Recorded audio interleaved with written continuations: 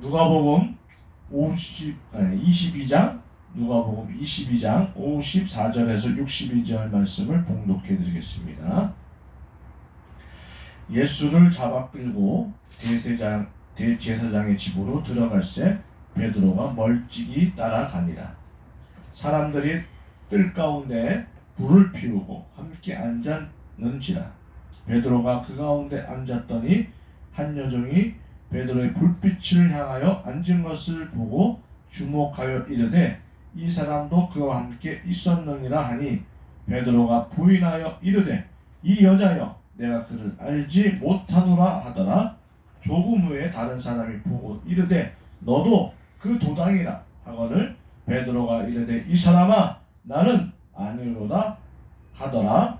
1시간쯤 있다가 또 한 사람이 장담하여 이르되 이는 갈릴리 사람이니 참으로 그와 함께 있었느니라. 베드로가 이르되 이 사람아 나는 내가 하는 말을 알지 못하노라.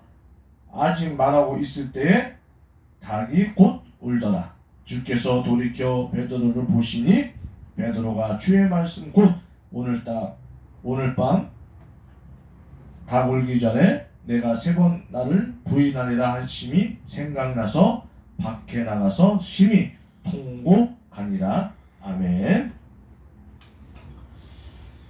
오늘은 베드로의 일생 시리즈 6번째를 이제 마지막으로 말씀을 정리하도록 하겠습니다. 오늘은 통곡과 그리고 회개라는 주제로 은혜의 말씀을 나누고자 합니다. 지난주에는 예수님께서 자기 가신에 빠져있던 베드로에게 3번 부인하리라고 주님께서 미리 이야기했습니다. 베드로는 다른 사람은 따라가지 않아도 자기는 끝까지 예수님을 죽을지언정 예수님을 쫓아가겠다고 고백했던 그런 내용으로 말씀을 증거했습니다. 오늘은 정말 예수님이 예언했던 그 말씀이 이루어지시고 또 베드로가 현장에서 3번 부인하는 우리 내용을 가지고 말씀의 은혜를 나누고자 하겠습니다. 오늘은 베드로의 배반과 회개의 내용입니다. 이 사건이 베드로의 신앙 고백 이후에 되어진 사건입니다.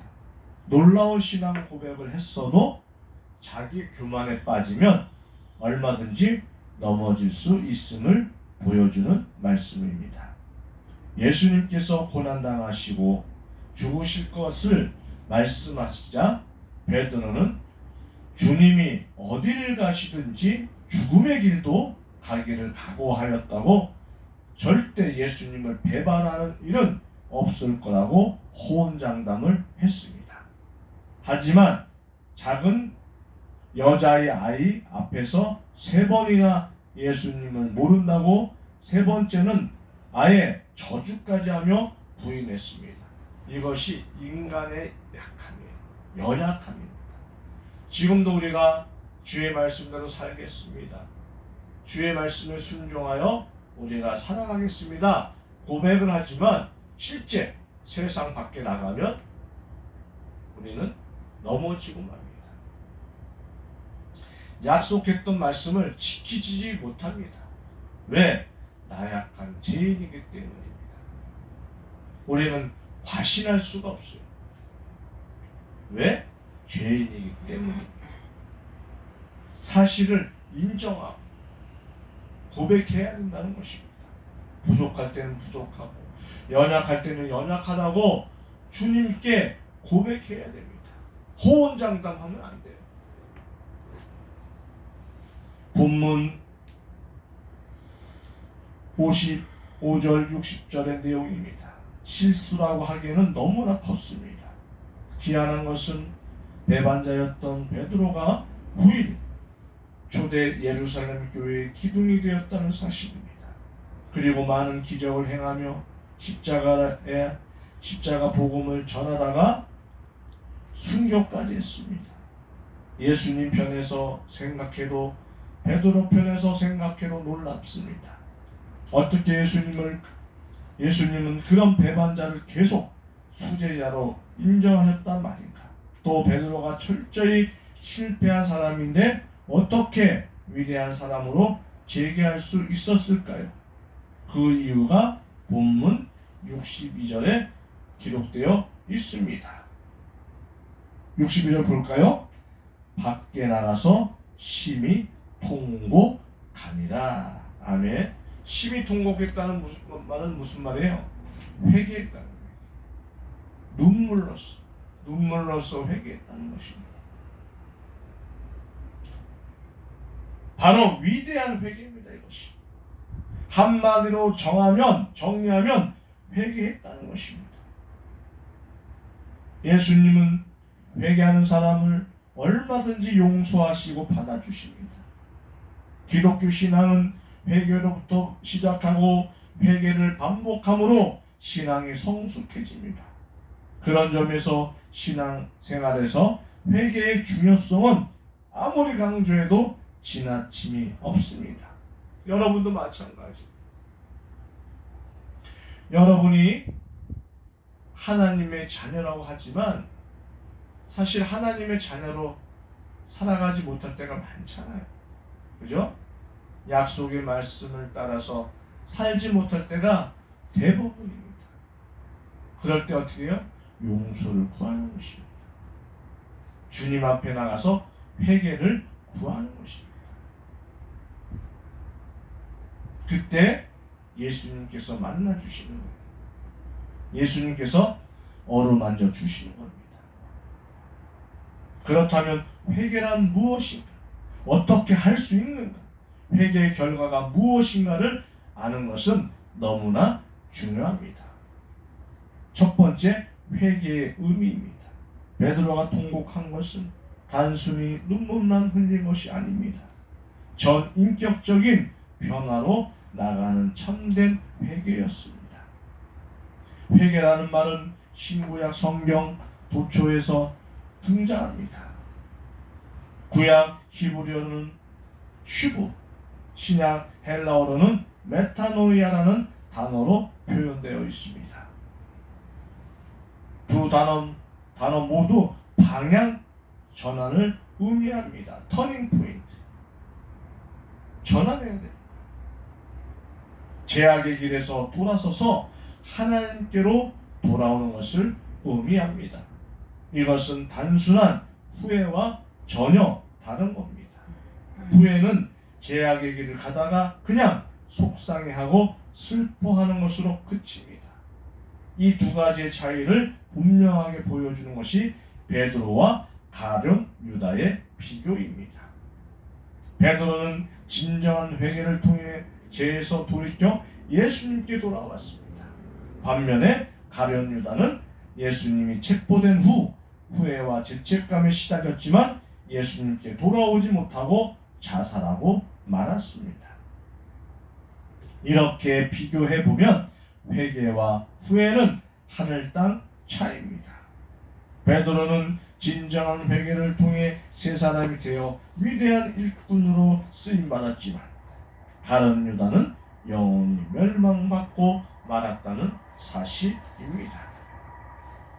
두 번째, 회개의 과정입니다. 어떻게 회개할 수 있겠습니까? 베드로의 회개를 살펴보면 알 수 있습니다. 62절 보면 닭이 곧 울더라.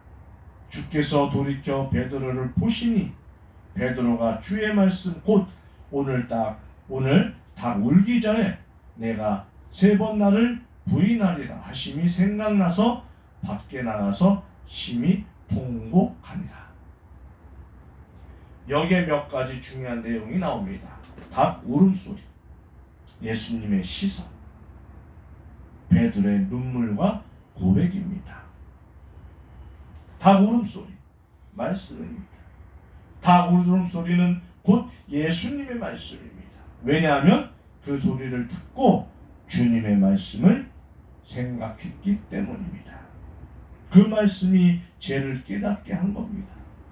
사람이 자신이 죄를 속속들이 깨달으려면 말씀의 역사가 있어야 합니다. 이때 말씀과 더불어 성령께서 역사하게 됩니다. 여러분도 말씀을 깨달아야 돼요. 내가 잘못을 하면 말씀이 나에게 들려야 되는 것입니다. 히브리서 4장 12절 13절 말씀은 하나님의 말씀은 살았고 운동력이 있어 좌우의 날선 어떤 것보다 예리하여 혼과 영과 및 관절과 골수를 찔러 쪼개기까지 하며 또 마음의 생각과 뜻을 감찰하나니 지으신 것이 하나라도 그 앞에 나타나지 않음이 없고 오직 만물이 우리를 상관하시는 자의 눈앞에 벌거벗은 것 같이 드러나느니라. 아멘. 말씀은 마치 사람의 깊은 속까지 감찰하며 죄를 깨우쳐 줍니다. 또 예수님의 시선이었습니다. 두 번째로는 예수님의 시선은 용서와 사랑입니다. 닭 울음소리가 들리는 순간 예수님께서 뒤를 돌아보셨습니다. 그리고 시선이 비수처럼 베드로의 심령에 꽂혔습니다. 그때 주님의 시선이 어떤 모습이었을까요? 책망과 증오의 눈길이었을까요? 미리 예수님께서 예언했던 것으로 보아 그건 아닐 것입니다. 누가복음 22장 31절 보면 시몬아 보라 사단이 밀가부로 하려고 너희를 청구하였으나 그러나 내가 너를 위하여 내 믿음이 떨어지지 않기를 기도하였노니 너는 돌이킨 후에 내 형제를 굳게 하라. 아멘. 주님은 미리부터 베드로를 위해 기도하셨고 배반할지라도 돌아오면 얼마든지 용서하고 사랑하실 생각을 하고 계셨습니다. 더 나아가 사도의 사명을 다 맡겨주실 뜻을 갖고 계셨던 것입니다. 여러분 마찬가지. 지금도 주님께서 여러분들의 믿음이 떨어지지 않기를 기도하고 계신다는 것이에요. 아멘. 이게 중요한 것입니다. 네? 사단이 아무리 나를 밀가부를 하려고 나를 청구하였지만 예수님은 나를 위해서 믿음이 떨어지지 않기를 위해서 기도하고 계신다는 거예요. 사탄의 밥이 되지 않기를 위해서 기도하고 계신다는 것입니다. 이것이 사랑의 삶. 그 사랑을 우리는 받고 살아가는 것입니다. 그래서 예수님께서는 자기 자녀를 마귀한테 줄 수 없다는 뜻입니다. 줄 수 없다는 거예요. 왜? 예수님이 사랑하시기 때문에. 그걸 깨달으시기를 부탁합니다. 그러나 더 주목하게 되는 말씀이 있습니다. 61절 보니까 주께서 돌이켜 베드로를 보시니 할 때 보시니가 헬라어로 엠플레포라는 단어입니다. 그리고 요한복음 1장 42절에 보면 데리고 예수께 오니 예수께서 보시고 이르시되 네가 요한의 아들 시몬이니 장차 게바라 하리라 하시니라. 게바는 번역하면 베드로나. 안드레가 예수님을 만나고 이어 자기 형 베드로를 예수님께 소개시킬 때의 장면입니다. 42절 예수께서 보시고 할 때 보시고 이 단어가 바로 역시 엠블레포입니다. 보시고. 예수님은 자기 제자인 베드로를 사랑하는 베드로를 보셨어요. 지금도 마찬가지. 우리가 예수님을 배신할 수 있어요. 정말 힘들 때는 어쩔 수 없습니다. 그럴 경우가 있지 않겠어요? 그럴 때 예수님이 어떤다고요? 보신다는 겁니다. 사랑하는 마음, 용서하는 마음으로 우리를 보신다는 것입니다. 예수님께서 처음 베드로를 보시고 말씀하시기를 네가 요한의 아들 시몬인 거 내가 안다. 그러나 앞으로는 게바로 살게 될 거야. 반성으로 살게 될 거야. 지금까지는 네가 고기를 낚는 업으로 살아왔지만 앞으로는 영혼을 구원하는 사람으로 살게 될 거야 라는 말씀입니다.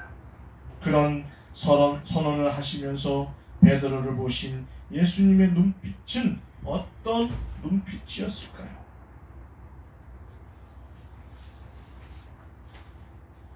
거기에는 기대감이 있었고 설레임이 있었을 것입니다. 다정한 눈빛, 따뜻한 눈빛, 사랑스러운 눈빛이었을 것입니다. 여러분, 우리에게도 이런 눈빛을 예수님께서 보내고 계신다는 사실입니다. 그런데 놀랍게도 누가복음 22장 61절에 베드로가 주님을 모른다고 했을 때 보시니 했던 예수님의 눈빛이 처음 만났을 때 보시니 했던 그 눈빛이나 동일하게 엠블레포라는 단어를 사용하고 있다는 것입니다. 안드레가 베드로를 데리고 왔을 때 일면식했던 그 예수님께서 보셨던 눈빛이나 지금 그 현장에서 모른다고 했던 베드로를 쳐다보신 눈빛이 일치한다는 것입니다. 동일하다는 것입니다. 베드로가 예수님을 모른다고 부인했을 때 마주친 그 예수님의 눈빛이 처음 자신을 보시고 너는 장차 개바로 살게 될 거야 라며 보내주셨던 기대감과 설레임 가득한 눈빛이었고 따뜻함과 사랑의 눈빛 그대로였다는 것입니다. 나는 모른다 했는데 그런 나를 지켜보시는 예수님의 눈빛과 기대는 여전히 한결 같으셨다는 말입니다. 여러분, 놀랍지 않습니까? 만약에 사람들 사이에서 배신했다고 생각해 보십시오. 떠나잖아요. 다시 만나지 않잖아요. 다시 쳐다보지 않잖아요. 하지만 예수님은 그렇지 않는 분이라는 것입니다. 내가 예수님을 만났을 때 처음, 여러분이 예수님을 처음 만났을 때 눈빛이 지금도 동일하시다는 거예요. 그런 분이십니다, 예수님. 그런 분을 우리는 섬기고 있다는 사실이 얼마나 감사한 줄 몰라요.